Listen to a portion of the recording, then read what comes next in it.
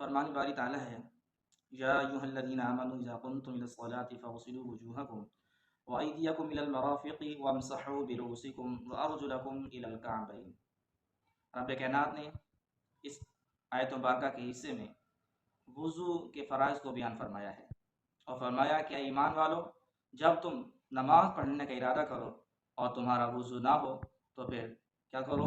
پہلے تم وضو کرو۔ یا ایھا الذین آمنوا اذا قمتم الی الصلاۃ فاغسلوا وجوہکم، سب سے پہلے اپنے چہروں کو دھو لو، وایدیکم الی المرافق، اور اس کے بعد دونوں ہاتھوں کو کونیوں سمیت دھونا ہے، اور وامسحوا برؤوسکم، سروں کا مسح کرنا ہے، وارجلکم الی الکعبین، اور دونوں پاؤں کو ٹخنوں سمیت دھو لینا ہے۔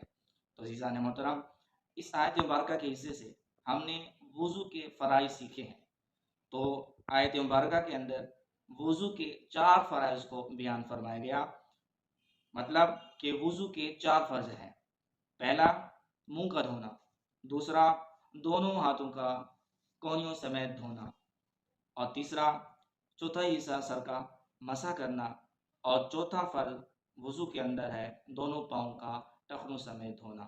یہ 4 فرض ہیں وضو کے اندر، اور اس کے اندر خصوصی جو ہے وہ خیال رکھنا ہے کہ ایک بال برابر جگہ بھی خشک نہ رہے، کہ اگر ایک بال برابر بھی جگہ خشک رہ گئی تو یاد رکھیے کہ وضو نہیں ہوگا، کیونکہ فرض مکمل نہیں ہوا۔ تو جب وضو نہیں ہوگا تو پھر ہماری کوئی عبادت بھی قابل قبول نہیں ہوگی۔ یہ 4 فرض ہیں۔ پھر ہر ایک فرض کے اندر چند ایک باریکیاں ہیں، اور بہت ساری عوام جو ہے ان باریکیوں کا خیال نہیں رکھتی، تو جب تک ان باریکیوں کا خیال نہیں رکھیں گے اس وقت تک ہمارا وضو جو ہے وہ کامل طریقے پر نہیں ہوگا۔ تو جب ہمارا وضو ہی کامل طریقے پر نہیں ہوگا تو پھر ہماری عبادت جو ہے وہ کامل طریقے پر کیسے ہو سکتی ہے؟ تو انشاءاللہ ناظرین، وقتاً فوقتاً آپ حضرات کو یہ بتایا جائے گا کہ وہ باریکیاں کون سی ہیں اور کس طرح ان کا خیال رکھنا ہے، تاکہ ہمارا وضو جو ہے وہ صحیح معنی کامل طریقے پر ہو اور ہماری عبادات جو ہیں وہ رب تعالیٰ قبول فرمائے۔